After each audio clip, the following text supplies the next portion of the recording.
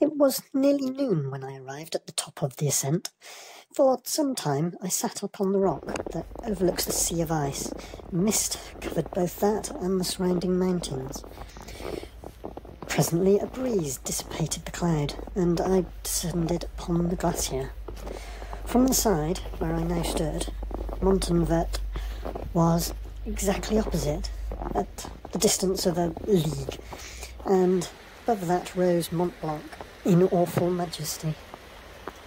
I remained in a recess of the rock, gazing on this wonderful and stupendous scene.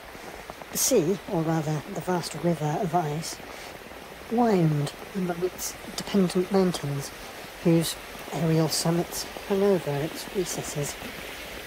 Their icy and glittering peaks shone in the sunlight over the clouds. My heart, which was before sorrowful, now swelled with something like joy. Mont Blanc yet gleams on high. The power is there, the still and solemn power of many sights, and many sounds, and much of life and death, in the calm darkness of the moonless nights, in the lone glare of day, the snows descend. Upon that mountain none beholds them there, nor when the flakes burn in the sinking sun, or the starbeams dart through them, winds contend. Silently there, and heap the snow with breath. Rapid and strong, but silently, its home. The voiceless lightning in these solitudes keeps innocently and vapour-like broods over the snow, the secret strength of things, which governs thought, and to the infinite dome of heaven is as a law, inhabits thee. And what were thou, the earth and stars and sea, if to the human mind's imaginings silence and solitude were vacancy? We have returned from visiting the glacier of Montenvert, or, as it is called, the Sea of Ice, a scene, in truth, of dizzying wonder. The path that winds to it along the side of a mountain, now clothed with pines, now intersected with snowy hollows, it's wide and steep. We arrived at Montenvert. On all sides precipitous mountains, the abodes of unrelenting frost, surround this vale. Their sides are banked up with ice and snow, broken, heaped high, and exhibiting terrific chasms. The summits are sharp and naked pinnacles whose overhanging steepness will not even permit snow to rest upon them. Lines of dazzling ice occupy here and there their perpendicular rifts, and shine through the driving vapours with inexpressible brilliance. They pierce the cloud like things not belonging to this earth.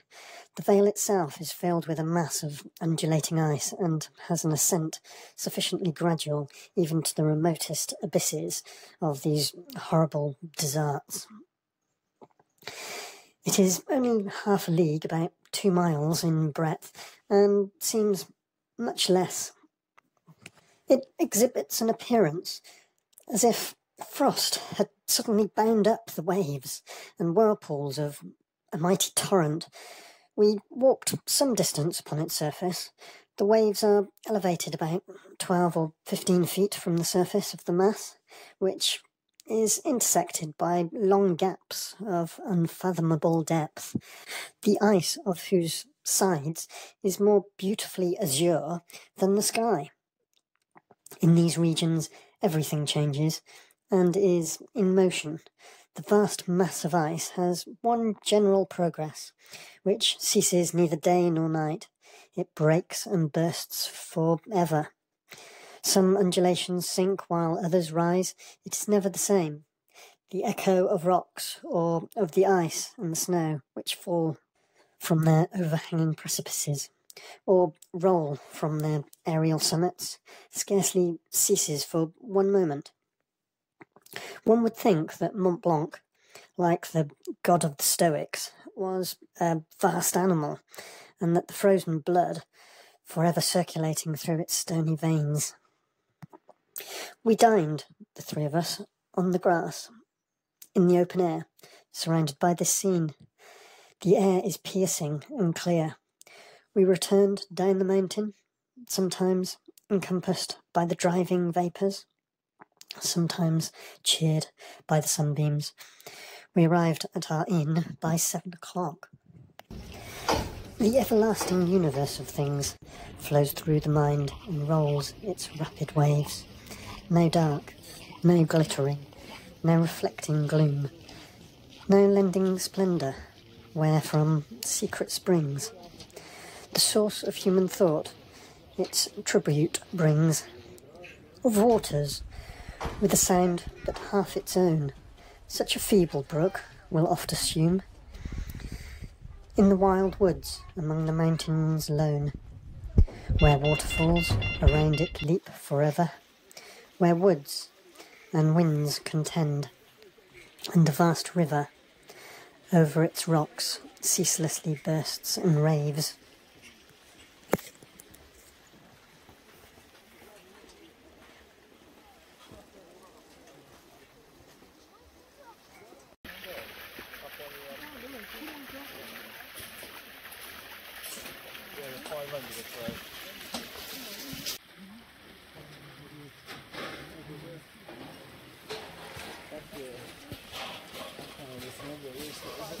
Okay.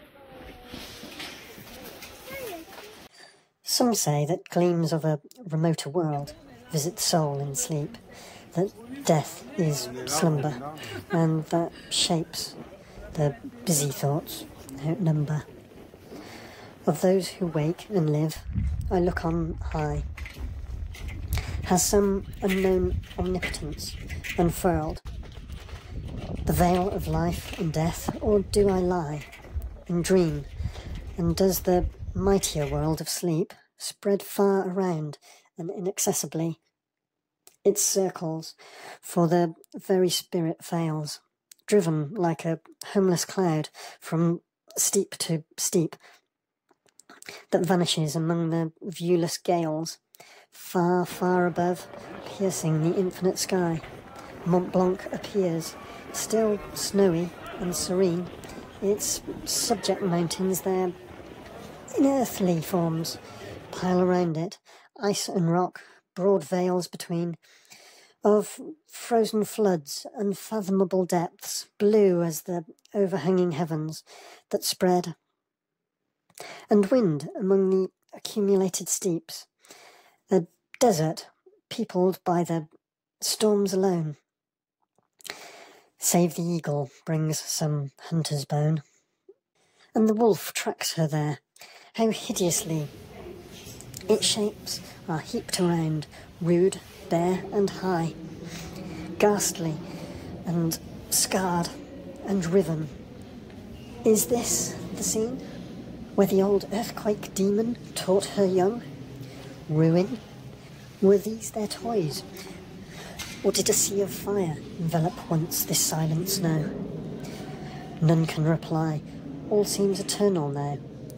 The wilderness has a mysterious tongue which teaches awful doubt, or faith so mild, so solemn, so serene, that man may be. But for such faith, with nature reconciled, thou hast a voice, great mountain, to repeal large codes of fraud and woe, not understood by all, but which the wise, the great and good interpret, or make felt, or deeply feel. The fields, the lakes, the forests and the streams, ocean, and all the living things that dwell within the Daedal earth, lightning and rain, earthquake and fiery flood and hurricane.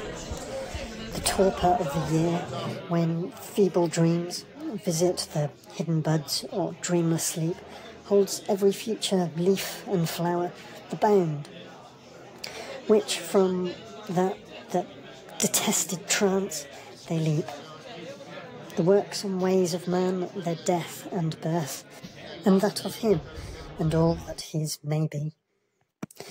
all things that move and breathe with toil and sound, are born and die, revolve, subside, and swell. Power dwells apart in its tranquillity, remote, serene, and inaccessible. And this, the naked continents of cards on which I gaze, even these primeval mountains, teach the adverting mind. The glaciers creep like snakes that watch their prey from their far fountains, slow rolling on there, many a precipice. Frost and the sun, in scorn of mortal power, have piled dome, pyramid, and pinnacle, a city of death, distinct with many a tower, and wall impregnable of beaming ice. Yet not a city, but a flood of ruin, is there, that from the boundaries of the sky rolls its perpetual stream, vast pines are strewing its destined path, or in the mangled soil, branches and shattered stand, the rocks drawn down from yon remotest waste have overthrown the limits of the dead and living world, never to be reclaimed. The dwelling place of insects, beasts and birds becomes its spoil, their food and their retreat forever gone. So much of life and joy is lost. The race of man flies far in dread. His work and dwelling vanish like smoke before the tempest's stream, and their place is not known. Below, vast caves shine in the rushing torrents, restless gleam, which from those secret chasms in tumult welling meet in the vale and one majestic river. The breadth and blood of distant lands forever rolls its loud waters to the ocean waves, breathes its swift vapours to the circling air.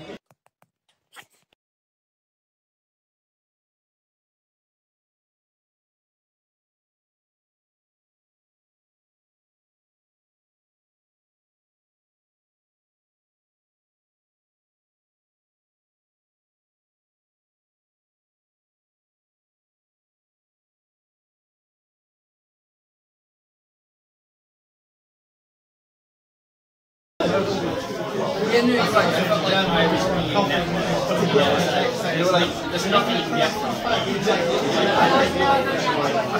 Where's the opportunity? No, I thought we had a very funny time taking the piss out of it. Trying to keep it dying. I got a bit. No, exactly. You were like, this is